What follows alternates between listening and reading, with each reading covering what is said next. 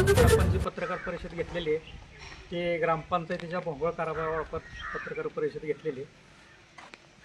ग्रामपंचायतीनं इथं आता नुकतंच 2024 ऑगस्ट 2024 इथं ग्रामपंचायतीचा रस्ता व्यायामशाळेसमोरील रस्ता काँक्रिटीकरण म्हणून रस्ता काँक्रिटीकरण ग्रामपंचायतीनं केलेलं आहे. पण सदरचा रस्ता ग्रामपंचायत म्हणते माहितीची ते घरात उत्तर मागवली त्यावेळेस ग्रामपंचायतीच्या नमुना नंबर 2326 हा रस्ता नोंद नाही. एका ग्रामपंचायत अधिकाऱ्यांचं म्हणणं आहे ग्रामपंचायतीच्या मालकीचा रस्ता आहे. दुसरे आत्ता विद्यमान अधिकारी म्हणतात की ग्रामपंचायतीच्या मालकीचा रस्ता नाही. सदर रस्त्या संदर्भात केलेल्या कामासंदर्भात मी गटविकास अधिकारी यांच्याकडे अर्ज केला होता चौकशी संदर्भात. सदर कामाची चौकशी विस्तार अधिकारी यांनी केलेली आहे. 2 महिने होऊन झाले चौकशी अधिकाऱ्यांची चौकशी होऊन तरी अजून विस्तार अधिकाऱ्यांचा चौकशी अहवाल मिळत नाही. चौकशी अहवालाची प्रत मागायला गेल्यानंतर कुडाळ ग्रामपंचायतीचे विद्यमान ग्रामसेवक जाधव यांचा अजून काय जबाब आला नाही. त्यामुळं अहवाल अजून पूर्ण झाला नाही. त्यामुळे देऊ शकत नाही असं त्यांच्याकडून सांगण्यात आलं. म्हणून मी गटविकास अधिकारी यांच्याकडे गेलो. गटविकास अधिकाऱ्यांना ही चर्चा त्यांच्या कानावर घातली. तर गटविकास अधिकाऱ्यांचंही म्हणणं आहे की जबाब आला नाही त्यामुळं अजून आपल्याला ही माहिती तुम्हाला देता येत नाही. तर हे असं किती दिवस चालणार आहे? जर ग्रामपंचायतीचा ग्रामसेवक जर विस्तार अधिकाऱ्यांना जबाब देत नसेल आणि त्यामुळं जर एखाद्या माहितीचं आपल्याला मिळत नसेल तर त्याच्यावर आम्ही न्याय मागायचा कोणाला? म्हणजे हा तुमचं म्हणणं आहे की हा जो रस्ता आहे हा कुठपर्यंत गेलाय आणि कुठपर्यंत अतिक्रमण आहे? हा रस्ता येथून ग्रामपंचायतीची व्यायामशाळेपासून गेलेला आहे पाठीमागं पिंपेश्वर मंदिराकडे खाली. हा रस्ता सिटी सर्वेला नुसता दाखवलेला आहे. आमचं म्हणणं आहे सिटी सर्वेला ज्या पद्धतीनं दाखवलेलं आहे व्यायामशाळेची जागा कुठे आहे, पवारवाड्याची जागा कुठे आहे ही खात्री करा. ग्रामपंचायतीनं पवारांना सुद्धा तुमच्या जागेची शादी करा म्हणून दाखवलं. पवारांची लोक येत नाही.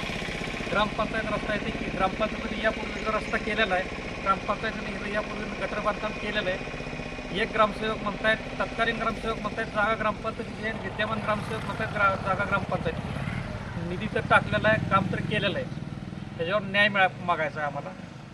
बोला त्या संदर्भात तुम्ही. सिटी सर्वेला जो रस्ता आहे ना सिटी सर्वेला तो आम्हाला खुला करून मिळावा एवढं जातं आम्ही. सिटी सर्वेला जो रस्ता आहे ना ह्या इथून कुठनं असेल भले त्यांच्या अधीन नसेल कोणाच्या अधीन नसेल तो आम्हाला ओपन करून मिळावा. बाकी एवढं.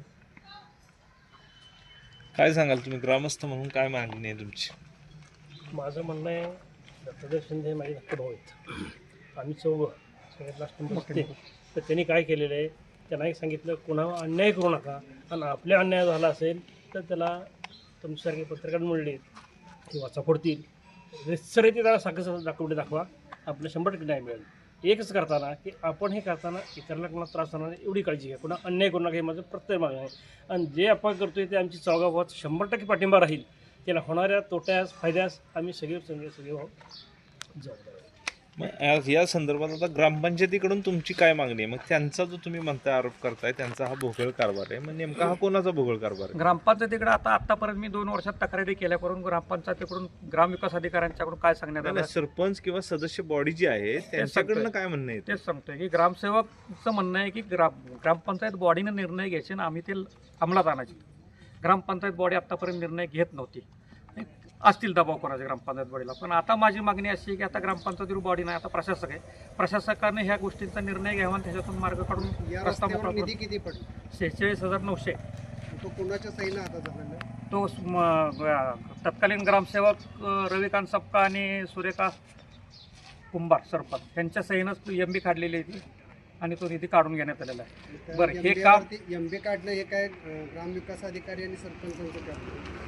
वरिष्ठ अधिकाऱ्यांची त्याच्यावर काय स्वाक्षरी आहे? एक सही कोणाची तरी दिसते पण तिथे शिक्का नाही काय नाही ते आम्ही कशी समजायची कोणाची सही वरिष्ठ अधिकाऱ्यांची? बरं सदरचं काम दिलेलं आहे हे स्वप्नील चंद्रकांत गवळी यांना दिलेलं होतं.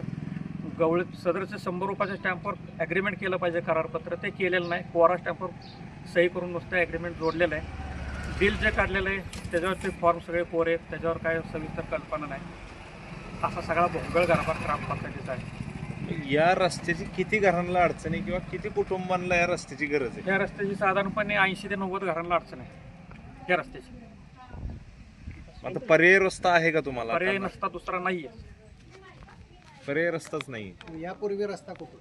यापूर्वी रस्ता इथंच होता. हाच रस्ता जिथं रस्ता ग्रामपंचायतीनं आता रस्ता म्हणून काँक्रिटीकरण केलेलंच नाही. रस्ता यांनी बंद केलाय असं तुम्हाला म्हणायचं? सरळ आहे, मी स्पष्ट सांगतो, पवारांनी रस्ता बंद केलेला आहे. वारंवार ग्रामपंचायतीने बोलवलंय पवार कंपनीला, तुमच्या जागेची सिटी सर्वेप्रमाणे तुमच्या जागेची शाबिती करून कुणी द्या. अतिक्रमण केलेलं आहे? विनायक रामचंद्र पवार, शंकर रामचंद्र पवार, उत्तम रामचंद्र पवार, भोलाबाई हिंदूराव शिंदे,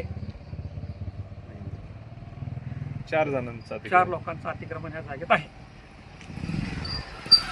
तुमचं काय म्हणणं आहे?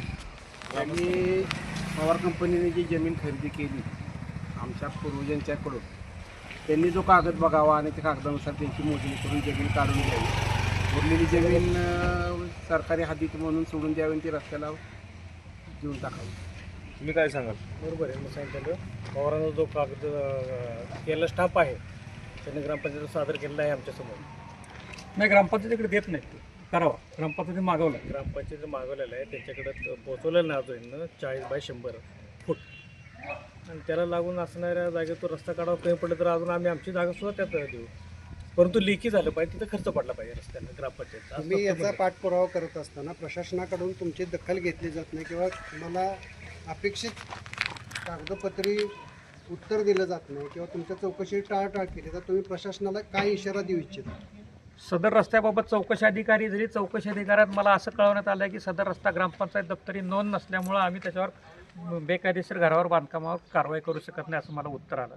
परंतु यापूर्वी मग ग्रामपंचायतीनं इथं रस्ता कशाच्या आधारावर पडला, कुठल्या अभिलेखाच्या आधारावर हा रस्ता केला, इथं नाल्याचं बांधकाम केलं, इथले पॉवर कंपनी स्वतः ग्रामपंचायतीला लेखी निवेदन देत आहेत की इथं ग्रामपंचायतीनं नाला केलेला आहे. ग्रामपंचायतीने यापूर्वी महादेव शंकर शेवते यांनी खडीकरण डांबरीकरण केलेलं आहे, शामराव साहेबराव शिंदे यांनी गटर बांधकाम केलेलं आहे. ही जर तिथली स्वतः लोक निवेदनं ग्रामपंचायतीला लेखी देत असतात तरी ग्रामपंचायतीचा असा कारभार असेल तर त्याला निर्णय मागायचा, न्याय दाद मागायचं होतं. आता प्रशासक आहे ग्रामपंचायतीवर. आता अशी किती प्रकरणं आहेत गावातली जी ग्रामपंचायतीच्या संदर्भामध्ये तुम्ही बाहेर काढलेली आहेत? मी आत्ता इथं 2, आत्ता दुसरं प्रकरण आहे माझं. आता गेल्या 8 तारखेला मी पत्रकार परिषद घेतली, त्यावेळेस गटर कामाचा सगळा बाहेर निघाला, त्याचं मार्गाला लागलेलं प्रकरण. आता हे दुसरे, अजून मला 4-5 पत्रकार परिषद घेऊन मला बाकीचे सगळे हे अजून 4-5 प्रकरणं ग्रामपंचायती संदर्भात हे तुमच्याकडे फक्त आहे. हे तिथून महाराष्ट्र बँक ते रॉकेलचं दुकान हे तुम्ही फक्त 4-5 सांगितलेल्या माहितीनुसार या रस्त्याची नोंद सिटी सर्वेला आहे, परंतु ग्रामपंचायतच्या 23 नंबर रजिस्टरला नाही.